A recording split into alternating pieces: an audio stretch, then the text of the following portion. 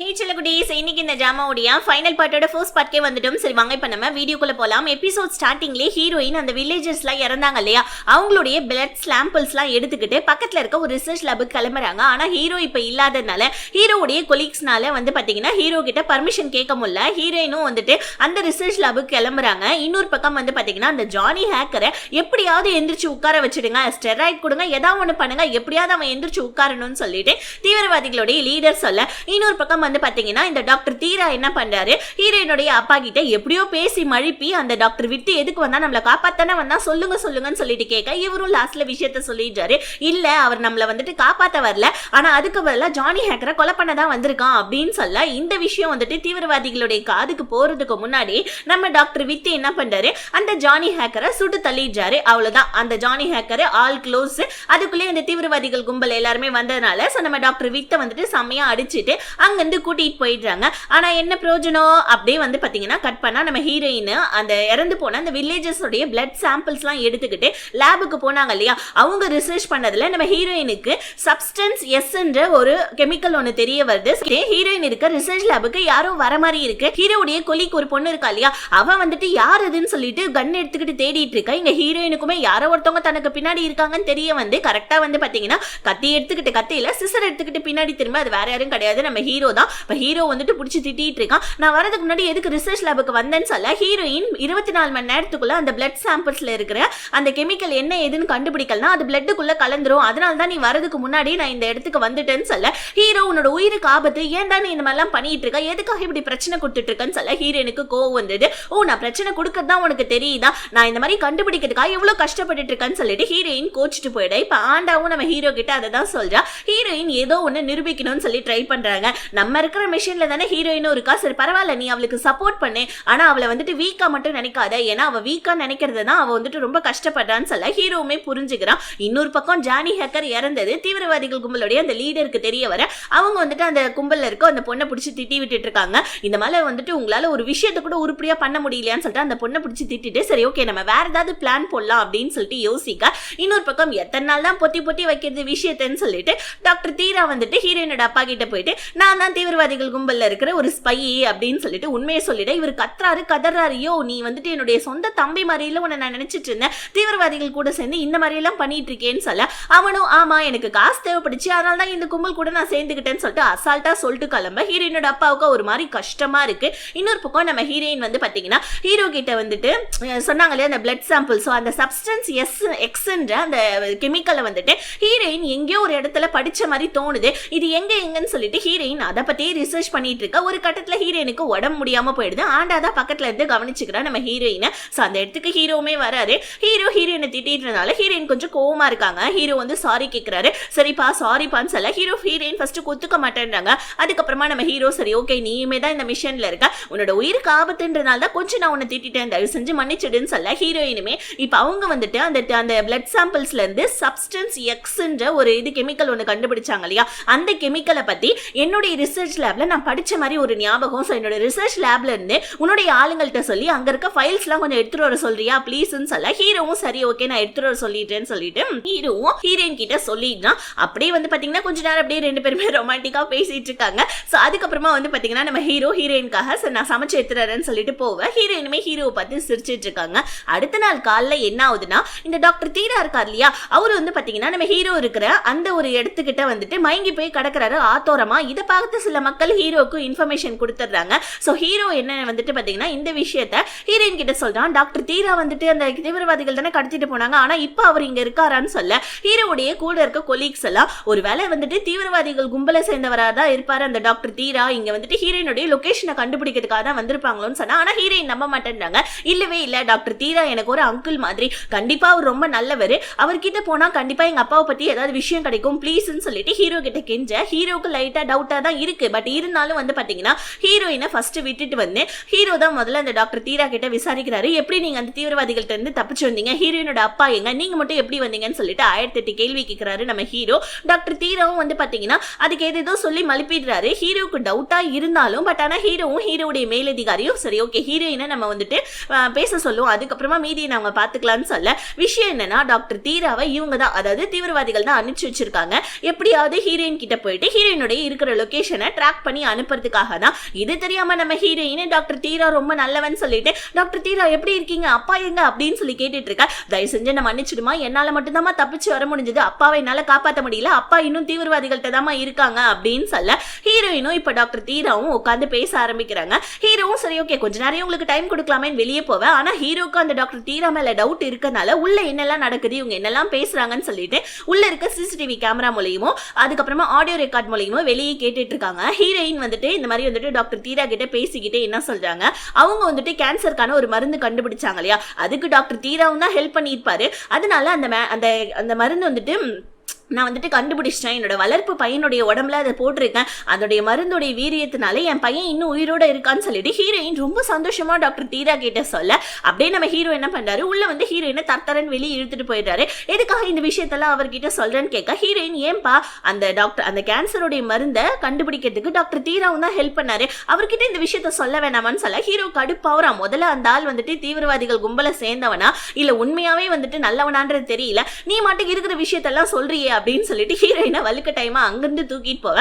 அதுக்குள்ள ஹீரோயினுக்கு ஹாஸ்பிட்டல்ல இருந்து கால் வந்திருக்கும், பையனுக்கு உடம்பு சரியில்லை வாங்கன்னு சொல்லிட்டு. ஹீரோயினுமே என்னடா இது நம்ம கண்டுபிடிச்ச கேன்சர் மருந்து பையனோட உடம்புக்குள்ள போட்டுட்டோம், அப்புறமும் ஏன்டா பையனுக்கு உடம்பு சரியில்லைன்னு சொல்லிட்டு ஹீரோயின் வந்து எல்லாத்தையுமே செக் பண்ணி பாக்குறாங்க.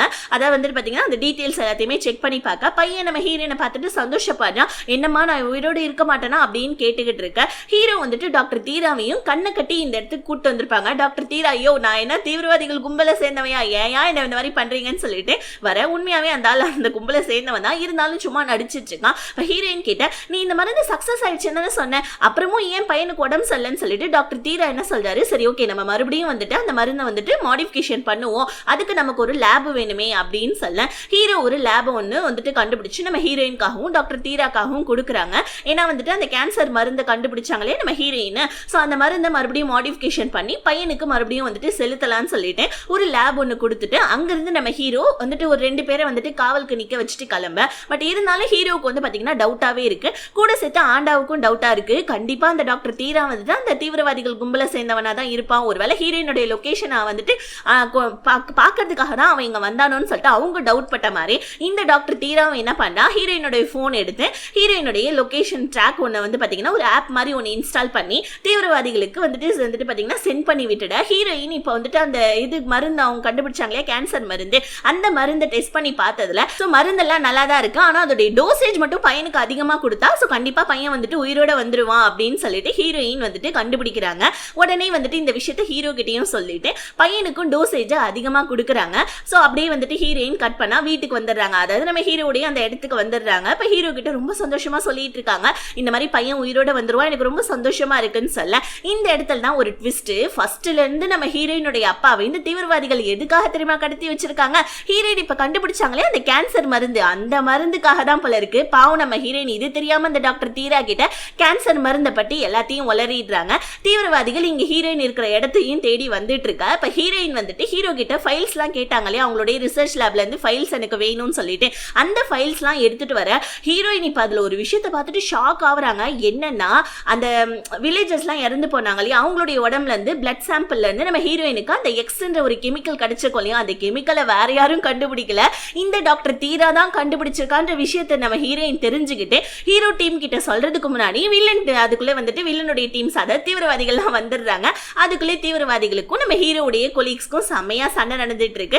இங்க அந்த தீவிரவாதிகள் கும்பல்ல இருக்க அந்த பொண்ணுக்கும் நம்ம ஆண்டாவுக்கும் செம்ம ஃபைட் போயிட்டு இருக்கு.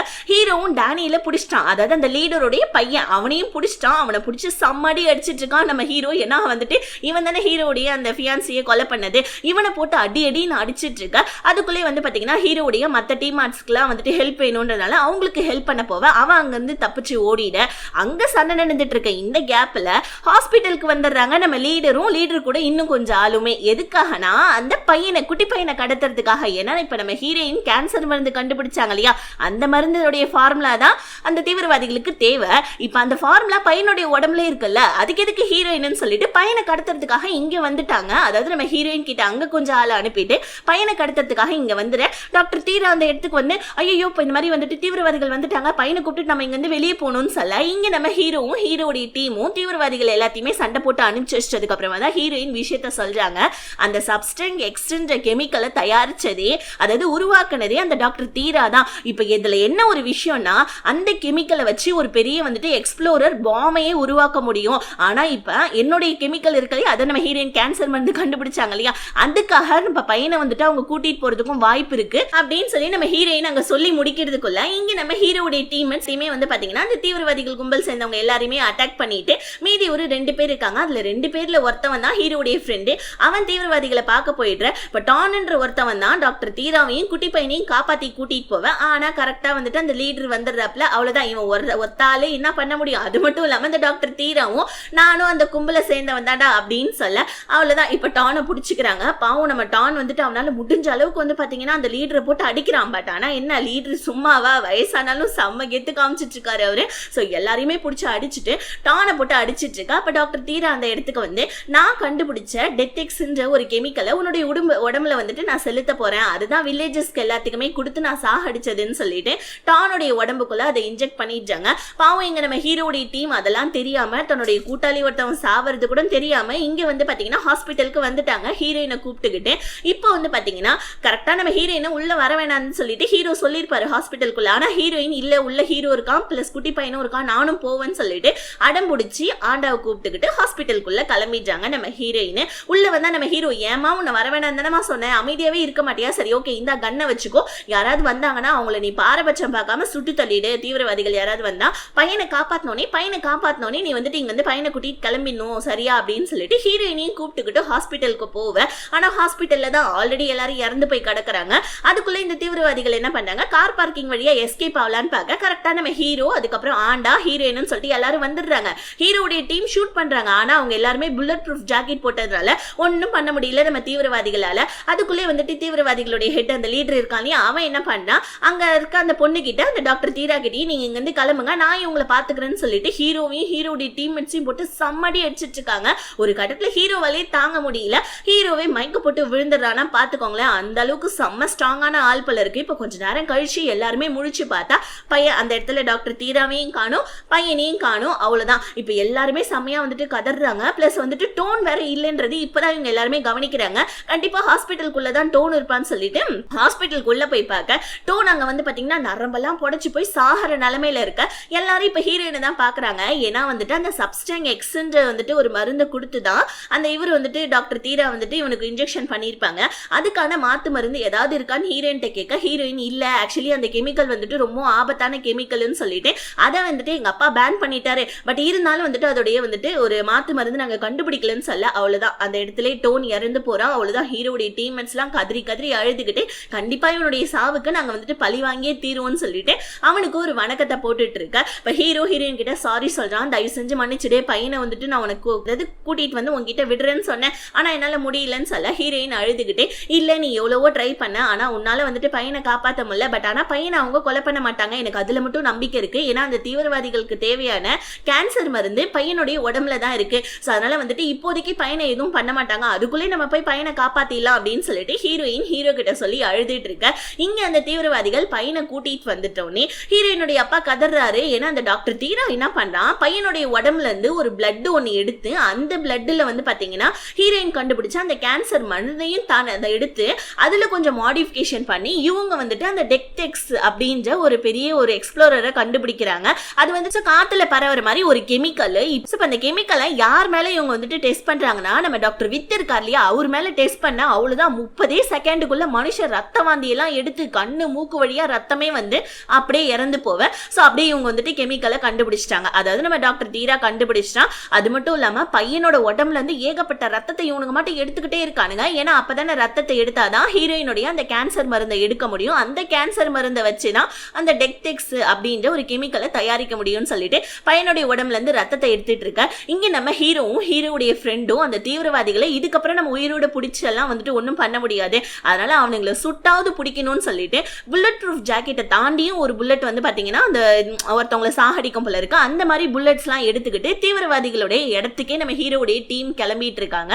இங்க வந்துட்டு அந்த குட்டி பையனுடைய உடம்புல இருந்து ரத்தத்தையா எடுத்துட்டு இருக்கா. இருக்காங்க. ஹீரோயினுடைய அப்பா டே வேணடா அவன் சின்ன பையன்டா எடுக்காதீங்கடான்னு சொல்ல குட்டி பையனுடைய உடம்புல இருந்து எடுத்த ரத்தத்து மூலியமா அந்த டெத் எக்ஸ் அப்படின்ற ஒரு பெரிய எக்ஸ்ப்ளோரர், அதாவது கெமிக்கல் எக்ஸ்ப்ளோரரை இந்த டாக்டர் தீரா ஏகப்பட்டது வந்து பாத்தீங்கன்னா ஸ்டோர் பண்ணி வச்சிருக்கான். ஏன்னா இதெல்லாம் மத்த நாட்டுக்கு கொடுத்தா அவன் காசு வாங்கலாம் அப்படின்னு சொல்லிட்டு நினைக்கிறான் போல இருக்கு. ஏன்னா எப்பயுமே நாட்டுக்கு நாடு பிரச்சனை நடந்துகிட்டே தானே இருக்கும். ஒரு நாட்டை அழிக்கணும்னா அதுக்கு ஏதாவது வந்துட்டு பாத்தீங்கன்னா இந்த மாதிரி காத்துல பரவற மாதிரி ஏதாவது ஒரு கெமிக்கல் இருந்தா மத்த நாடுகள்லாம் வந்துட்டு வாங்கலாம்னு சொல்லிட்டு அதிகபட்சமா காசு கொடுத்து வாங்குறதுக்காக தான் இவ்வளவு தூரமும் நடந்துட்டு இருக்க போல இருக்கு. அதுக்குள்ள ஹீரோடைய டீம்மேட்ஸ் எல்லாருமே என்ன பண்றாங்க, கரெக்டா நம்ம இதுக்கு அதாவது நம்ம இவங்க இருக்காங்க இல்லையா தீவிரவாதிகள், அவங்க வந்துட்டு ஒரு தீவுல தான் இருப்பாங்க. ஒரு ரிசர்ச் லேப் ஒன்று வச்சுக்கிட்டு அந்த ஒரு ரிசர்ச் லேபு கிட்ட இருக்கிற அந்த தீவுக்கு நம்ம ஹீரோடைய டீம்மேட்ஸ்லாம் வந்து கரெக்டா வந்துட்டு இந்த ஆத்து பகுதியெல்லாம் வந்துட்டு நிறைய சோல்ஜர்ஸ்லாம் நின்றுட்டு இருப்பாங்க, அதாவது தீவிரவாதிகள்லாம் நின்றுட்டு இருப்பாங்க. அவங்க எல்லாரையுமே சாகடிச்சுட்டு கொஞ்சம் கொஞ்சமா வந்துட்டு அந்த ரிசர்ச் லேப்குள்ள என்ட்ரி ஆயிட்டு இருக்க. இங்க ரிசர்ச் லேப் பக்கத்துல ஒரு வீடு இருக்கு போல இருக்கு. அந்த வீட்டுல தான் அந்த தீவிரவாதிகள்ல இருக்க ஒரு பொண்ணுமே அதுக்கப்புறம் அந்த லீடருடைய பையன் இவங்க ரெண்டு பேருமே ரொமான்ஸ் பண்ணிட்டு இருக்காங்க. ரெண்டு பேருமே லவ் பண்றாங்க போல இருக்கு. கரெக்டா அந்த நேரத்துல ஒருத்தன் ஓடி வந்து இந்த மாதிரி ஆத்தோரமா நின்னுட்டு இருந்தா நம்மளுடைய தீவிரவாதிகளால நம்மளால கனெக்ஷனே பண்ண முடியல, அவங்க எல்லாரும் இறந்துட்டாங்கன்னு நினைக்கிறேன். சோ அப்படின்னா என்ன அர்த்தம், ஆர்மிஸ்லாம் உள்ள வந்துட்டாங்க, நம்ம எல்லாரும் ஆர்மி கூட சண்டை போடுறதுக்கு நம்ம இப்ப தயாரா இருக்கணும்னு சொல்லிட்டு ஒருத்தவன் கரெக்டா நம்ம டேனியல் கிட்ட சொல்ல அப்படியே இந்த பார்ட் இதோட முடியுது. செம்ம ஸ்டோரி இல்ல, வேற லெவல் ட்விஸ்ட். இப்ப லாஸ்ட் பார்ட்ல என்ன ஆகுது, எப்படி நம்ம ஹீரோ வந்துட்டு அவ்வளோ எக்ஸ்ப்ளோரரை வந்துட்டு இந்த தீவிரவாதிகள் தயாரிச்சு வச்சிருக்காங்க அந்த ரத்தத்து மூலியமா, குட்டி பையனுடைய ரத்தத்து மூலியமா அது எல்லாத்தையும் அழிச்சிட்டு எப்படி ஹீரோயினுடைய அப்பா குட்டி பையன் சொல்லிட்டு எல்லாரையும் காப்பாற்ற போறாங்கன்னு சொல்லிட்டு நெக்ஸ்ட் பார்ட்ல அதாவது கடைசி பார்ட்ல பார்க்கலாம். இந்த வீடியோ பிடிச்சிருந்துச்சுன்னா மறக்காம வீடியோக்கு லைக் பண்ணிட்டு சேனலை சப்ஸ்கிரைப் பண்ணிக்கோங்க. See you.